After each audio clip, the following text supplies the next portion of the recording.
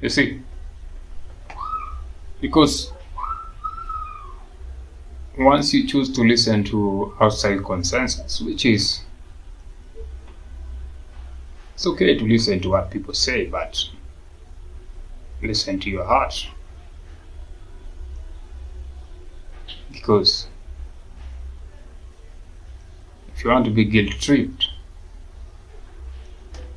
start putting your decisions making outside yourself. That's why most people in religion these days are always in a guilty mindset. And when you're in a guilty mindset and you feel you should not be in guilty mindset, you start guilt-tripping others. That's why people want to tell you something is bad. When those said book says everything was created is good. So if the creator says these things are good, who made it bad? It's because people don't want to read the manuscripts.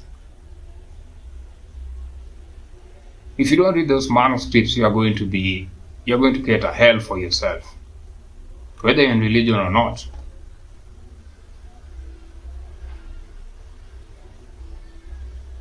Because you just read a few verses just to get you excited, and then you want to blame people who use drugs.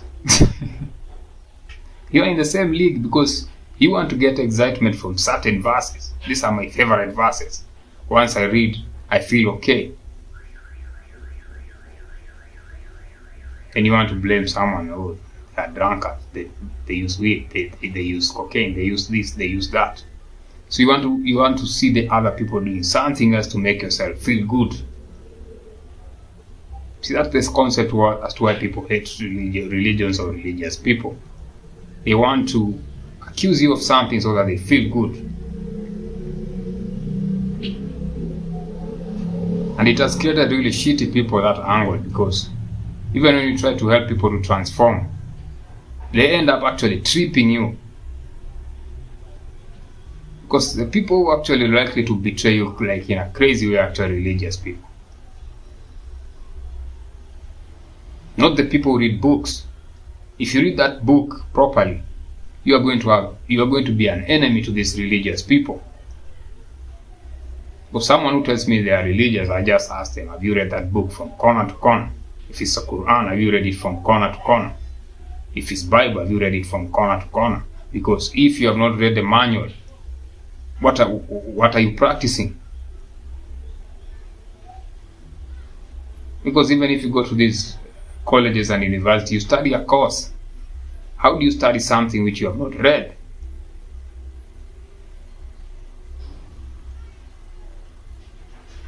And when you don't read these things, you just start giving judgment random. You just have this machine gun and just shooting everywhere without knowing who your target is. You see?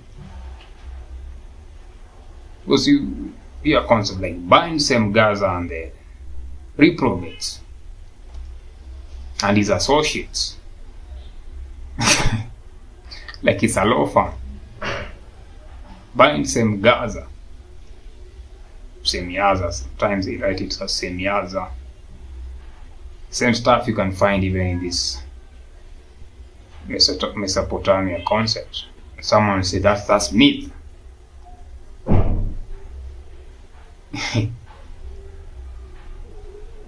All these certifications of things, there's something called within you called discernment. If I give you a book, whether certified or not, and it's able to give you a certain level of wisdom.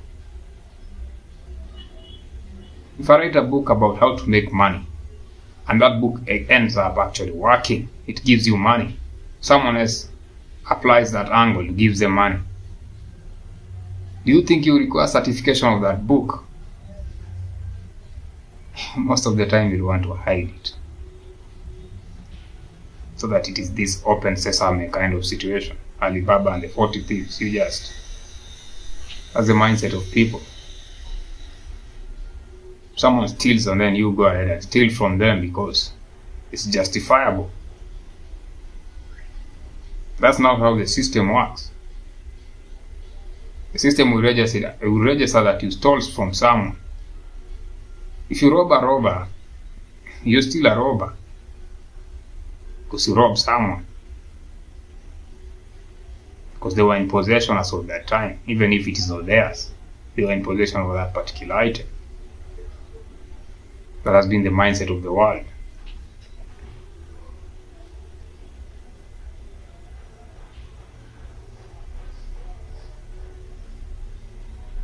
Because in order to appreciate this concept of these angels who people call Elohim,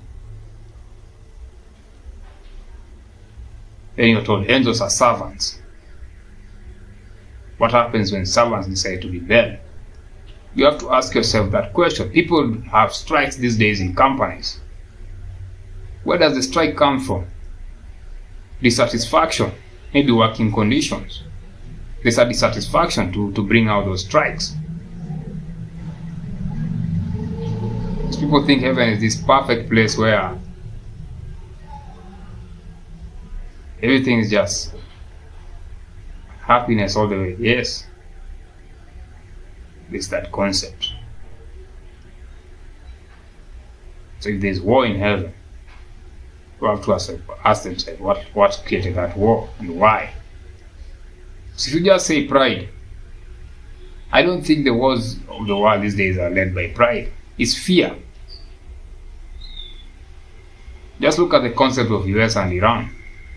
They have been monitoring Iran like the last 20, 30, 40 years because they fear Iran might have nuclear weapons. That's it. Look at the energy of the world. Once someone crosses you, what generates in their mind? Fear that you are going to retaliate. Look at the mindset of a gang. They go and shoot the other gang or certain people, but they fear. If those people are in a certain gang, they start fearing that gang is going to retaliate. So what do? They want to annihilate that gang. Or they always want to be in a state of alertness. Because these stories of these, say, the angels, it's not pride that is making these people shoot other people. Like I said, if you see the highest value in yourself, it is your pride. That's why you say, I'm proud of my work. You cannot just say a word is evil and then when you apply it, it brings a certain level of goodness. I'm proud to be from this country. I'm proud to be from this tribe. I'm proud of myself. Look at all those applications. And everybody these days wants to be a rebel because it's cool. But you want to blame these 200 angels. Oh, they are just few. Rebels are always few. That's how the world is controlled today. They just want to use the numbers. A third of the angels. 200 angels. Maybe those 200 are just leaders, but it's a very big crowd that actually decided to renege. Because if you check, Semyaza is not a small angel.